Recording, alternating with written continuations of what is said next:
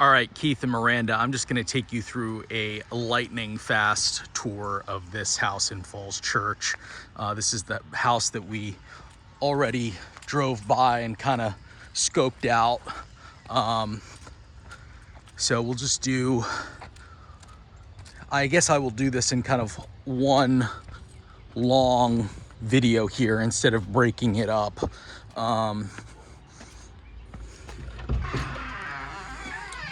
So it is a small house, but certainly a perfectly serviceable house and a really cute house.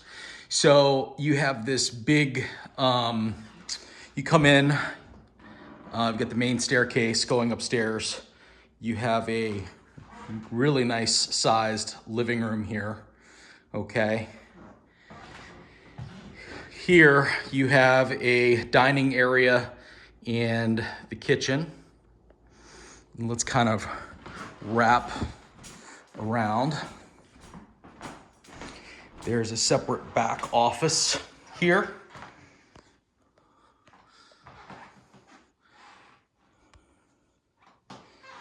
Windows throughout the house look like they've been replaced. And let's come at it from this perspective. So not a huge room, but certainly adequate.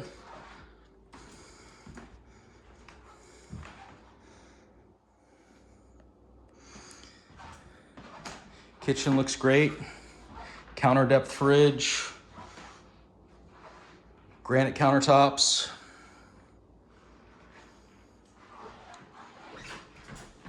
You do have a little bit of wear and tear on the cabinets. But all in all, I mean, looks pretty good.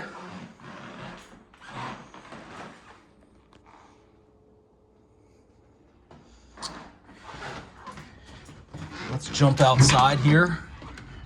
You've got some beds up in the back along this wall. You see a little movement in the wall there, but not the end of the world.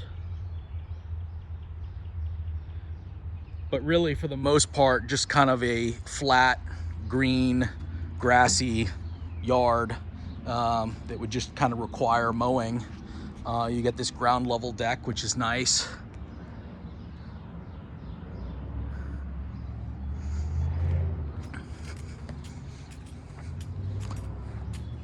Little side entrance over there for downstairs.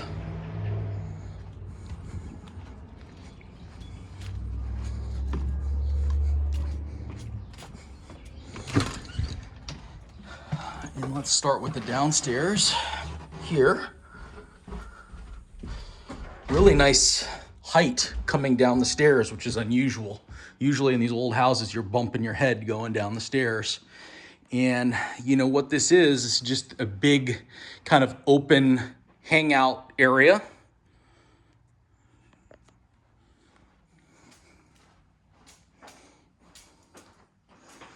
And a nice full bath down here. Kind of done in like a kind of a more classic motif with kind of a modern black and white tile bath. Looks very, very nice. Also, I like the big oversized windows for a basement. You have that back here in this little closet zone. And in theory, if you really wanted to, I mean, someone could live down here pretty comfortably, or you make it a guest spot. You have a pull-out couch. You've got the full bath there. You've got a little closet area over here. And then laundry back here. There's a sump pump. I suppose that this could be, a workshop area right in here.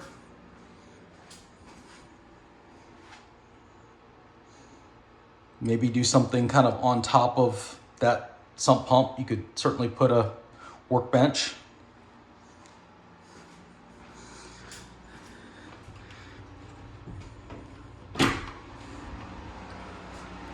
And you've got the HVAC and water heater. I saw an install date of like 2013 or 14. And the hot water heater also looked pretty new. So let's shoot around upstairs. And I think this aspect of things is where kind of older homes can potentially fall short for you guys. Because, you know, with older homes, usually you have one bathroom up here that's servicing all the bedrooms. In fact, you know, in a house like this, you would probably send your guests down to the basement bathroom. But I mean, this is quite nice.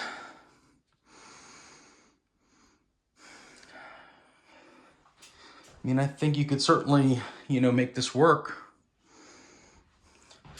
But anyone who is staying up here with you, and I don't think you would utilize the space in that capacity, you know, one of these rooms would be, you know, the yoga room. You might make something else Keith's office, or that could be downstairs.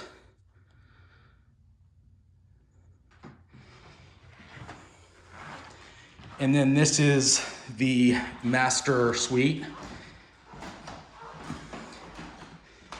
And with capes, you know this, you have a little bit of storage in kind of odd places. It's a nice little window seat.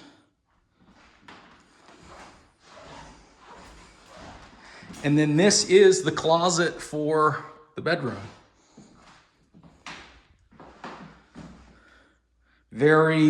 With how this is set up right now, kind of very small. I think you could certainly get creative on that, you know, maybe put a door on it and then some, you know, closet organizers in that space. But the other thing I see with, you know, people living in older homes, you know, usually someone has their closet set up in one of the other bedrooms. So, for example, Keith might take that closet, or, you know, these closets over here for his stuff. So, always kind of the challenge with an older home like this. So, anyway, just wanted to go and take a look at this before we jumped on the Alcova Heights house.